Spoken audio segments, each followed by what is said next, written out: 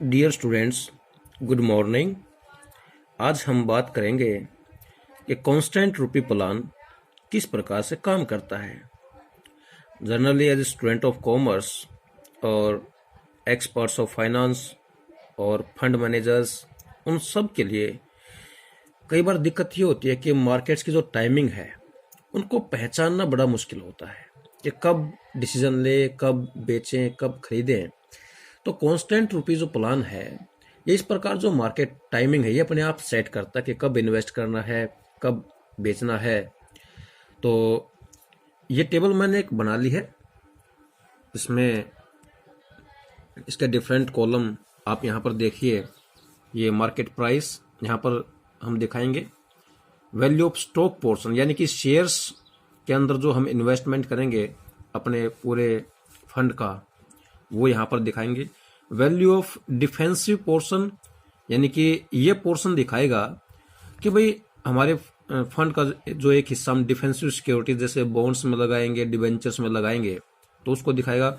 और ये जो कॉलम है टोटल पोर्टफोलियो वैल्यू यानी कि बॉन्ड्स और जो स्टॉक पोर्शन हमारे पास शेयर्स जो हैं, उन दोनों को मिलाकर के जो भी हमारे पोर्टफोलियो की वैल्यू होगी करंट मार्केट प्राइस के ऊपर, उसको दिखाएगा। और ये जो कॉलम है एडजस्टमेंट का, यहाँ पर हम बताएंगे कब शेयर्स हम ऐड करेंगे अपने पोर्टफोलियो में, किस प्राइस पे ऐड करेंगे और कब हम उनको बेचेंगे। और लास्ट जो कॉलम है ये दिखाता है शेयर्स इन स्टॉक पोर्शन यानी कि टोटल नंबर ऑफ शेयर्स कितने हैं हमारे पास स्टॉक पोर्शन में, जो कि मार्केट प्राइस के ऊपर हमने इन्वेस्टमेंट किया है। तो सबसे पहले जो मेन पॉइंट है वो ये है दोस्तों कि हमें कुछ एक्शन पॉइंट को डिटरमाइन करना पड़ेगा सबसे पहले, यानी कि जिनके आधार पर हम इन्वेस्ट करेंगे। जैसे फॉर एग्जांपल हम कहें कि भाई 20% तक चेंज को हम एक्सेप्ट करते हैं, यानी कि स्टॉक प्राइस में ऊपर या नीचे 20% तक 20% का चेंज होता रहे, तो हम इसमें कोई भी एक्शन नहीं लेंगे। लेकिन जैसे ही 20% की लिमिट आती है, क्रॉस करता है, तो उसके अकॉर्डिंग जो है फिर हमें बाय करना है या सेल करना है, तो वो एक्शन लेना होगा। तो सबसे पहले जो डिफिकल्ट पॉइंट है इन्वेस्टर्स के लिए, फंड मैनेजर्स के लिए, वो है डिटर्मिनेशन ऑफ एक्शन पॉइंट्स। तो ये तो हमें अपने जो एक्सपीरियंस होता है फंड मैनेजर्स का या इन्वेस्टर्स का, वो जितना चाहें, जितना रिस्क टॉलरेंस उनकी कैपेसिटी होती है, उसके अकॉर्डिंग उनको डिसाइड करना होता है। तो हम मान लेते हैं यहाँ पर जो एक्शन पॉइंट्स हैं वो हम एक्शन पॉइंट AP से मैं लिख रहा हूँ उसको, हम इसको डिनोट करते हैं 20%, हम यहाँ पर लेकर चलेंगे इस क्वेश्चन में। तो चलो दोस्तों, हमारे पास स्टेटमेंट है जो कि भाई हमारे पास टोटल जो फंड है, हम कहें कि 10,000 रुपये हमारे पास हैं। 10,000 जो रुपये हैं, ये 10,000 टोटल पोर्टफोलियो की वैल्यू मैं कहूँ इसको। और किसी भी शेयर का मान लो 50 रुपये के हिसाब से मार्केट प्राइस आज चला हुआ, आज मैं इन्वेस्ट कर रहा हूँ मार्केट में, तो जो शेयर का जो मार्केट प्राइस है वो है 50 रुपीज़, आज का जो करंट प्राइस जब मैं इन्वेस्ट कर रहा हूँ। और इस प्रकार से मैं आधा अपना फंड जो है वो स्टॉक में लगाता हूँ, शेयर्स में लगाता हूँ, और आधा अपना फंड जो है वो डिफेंसिव जो सिक्योरिटीज़ हैं, बॉन्ड्स हैं, डिबेंचर्स हैं, मैं उनमें लगाता हूँ।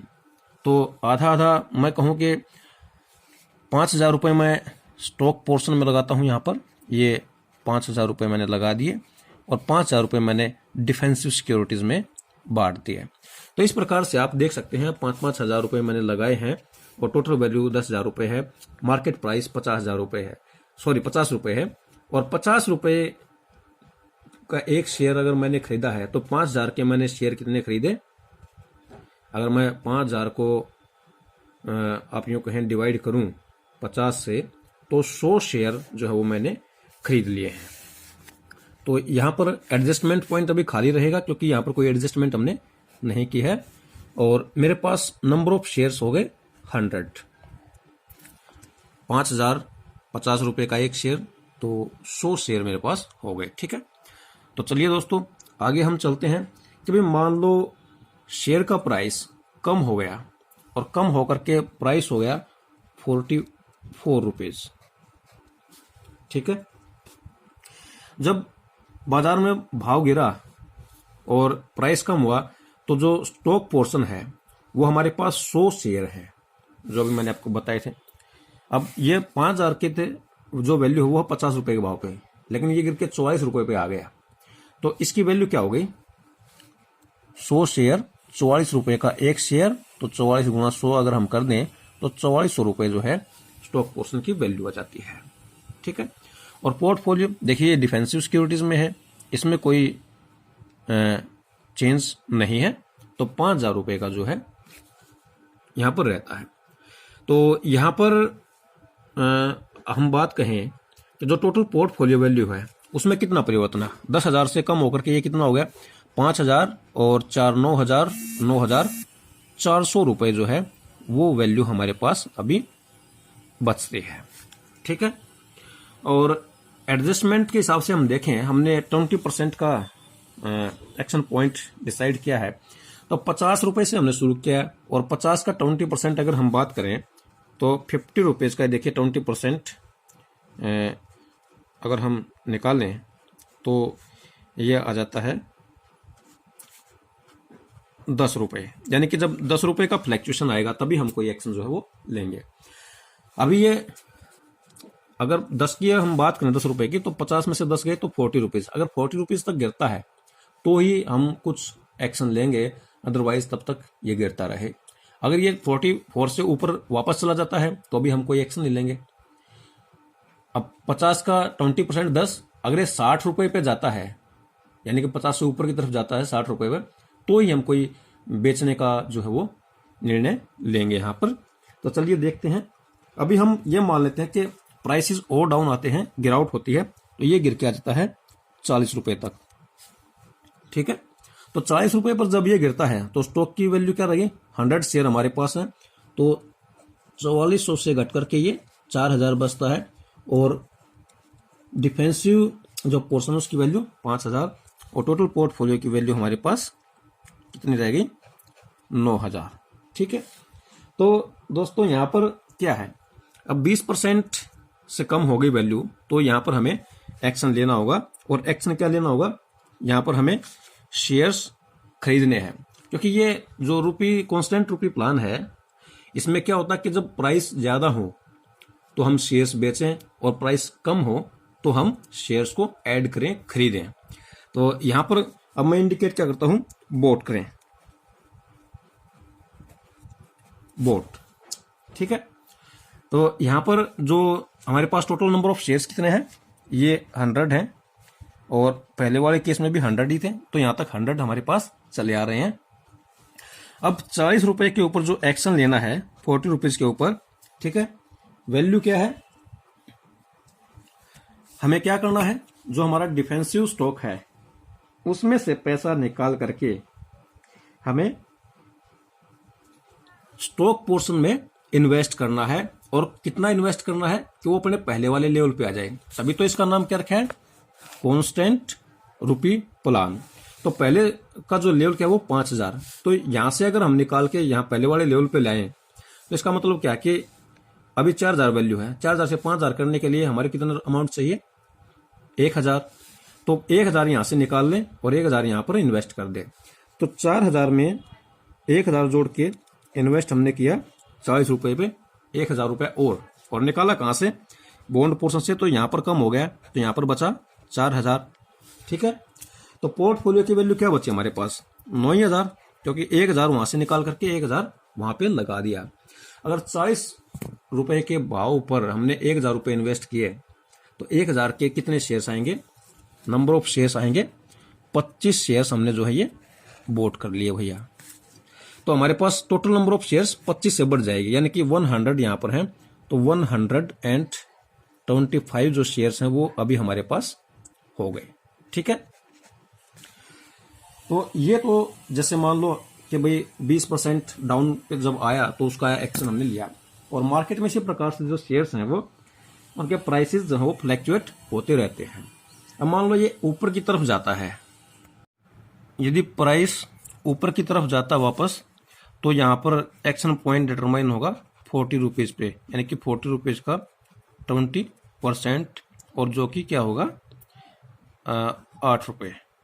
ठीक है, तो मान लो कि भाई यहाँ से बढ़कर के 40 से बढ़कर के जो प्राइसेस है वो हमारा 44 हो गया। वापस जब 44 होता है तो हमारे पास शेयर्स कितने हैं? 125, तो 44 मल्टीप्लाई बाय 125, तो वैल्यू हो जाती है हमारे पास 5500। तो 5500 हम यहाँ पर जो है फीड कर देते हैं, ये हमारी वैल्यू है।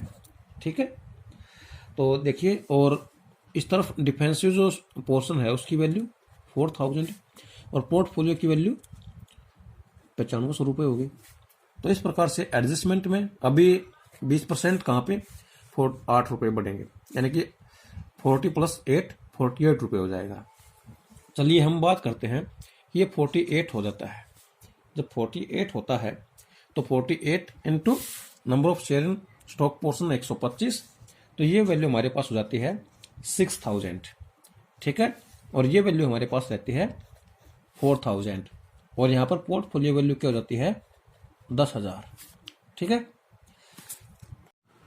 तो दोस्तों इस सिचुएशन में देखिए, जो स्टॉक पोर्शन है उसकी वैल्यू 5000 से बढ़ करके 6000 हो गई, और ये 20% का जो है एक्शन पॉइंट भी हमारा आ गया। तो यहाँ पर हमें कुछ न कुछ डिसीजन लेना होगा, यानी कि यहाँ पर जो हमें कांस्टेंट रुपी प्लान के अकॉर्डिंग हमें पोर्टफोलियो में जो रुपीज़ की जो वैल्यू हो कांस्टेंट रखनी होगी स्टॉक पोर्शन में। तो अब यहाँ पर 1000 ज़्यादा हो गया, तो 1000 यहाँ से निकाल के यहाँ पर हम डाल दें डिफेंसिव पोर्शन में। तो यहाँ पर हमें क्या करना पड़ेगा, एडजस्टमेंट, और एडजस्टमेंट किस चीज़ की होगी, बेचने की, सोल्ड। तो देखिए, ये जो सोल्ड है मतलब नंबर ऑफ शेयर्स हमारे पास कितने हैं 125, तो इसमें से बेच कितने दें 48 के ऊपर, 48 के ऊपर हम बेचें तो देखिए 1000 रुपये यहाँ से निकाल लें। 1000 रुपये निकाल लें तो 1000 रुपये निकालने के लिए हमें 48 के भाव पे नंबर ऑफ शेयर्स बेचने होंगे करीबन 20.83। वैसे तो अगर आप रियल लाइफ में स्टॉक मार्केट्स में शेयर बेचते और खरीदते हैं तो कभी भी फ्रैक्शन में शेयर्स आप खरीद बेच नहीं पाते, लेकिन ये यहाँ पर हम थ्योरेटिकली सैद्धांतिक रूप से बात कर रहे हैं, तो यहाँ पर पॉइंट्स में हमने ले लिया है। तो लेकिन रियल लाइफ में आपकी जो प्रॉब्लम है वो ये है कि आप 20 शेयर बेचेंगे या 21 बेचेंगे, 20.83 शेयर्स आप कभी भी स्टॉक एक्सचेंज में नहीं बेच पाएंगे। तो खैर उस हिसाब से हम 21 या 20 की एडजस्टमेंट कर लेंगे, परंतु यहाँ पर हम एग्जैक्ट ही लेंगे। और ये जो 1000 रुपये हमने शेयर्स बेचे 48 के भाव में 20.83 शेयर्स बेचे, और उससे 1000 रुपये जो निकले उसको हमने लगा दिया यहाँ पर बॉन्ड या डिफेंसिव जो पोर्शन है उसमें। तो 125 में से 20.83 शेयर्स हमने निकाल दिए, क्योंकि बेच दिए तो हमारे पास शेयर बच गए 104.17। ठीक है, तो 104.17 शेयर हमारे पास बच गए। अभी देखें, मान लो वापस जहाँ से हमने शुरू किया था 50 रुपये, तो अगर ये 50 रुपये पे भाव चला जाता है तो 50 रुपये पर शेयर्स कितने हमारे पास 104.17 गुणा 50, तो वैल्यू हो जाती है 5209 रुपये, और डिफेंसिव पोर्शन की वैल्यू 5000। तो टोटल जो पोर्टफोलियो की वैल्यू है वो यहाँ पर हमारी क्या है 10,209 रुपये, और नंबर ऑफ शेयर्स हमारे पास 104.17।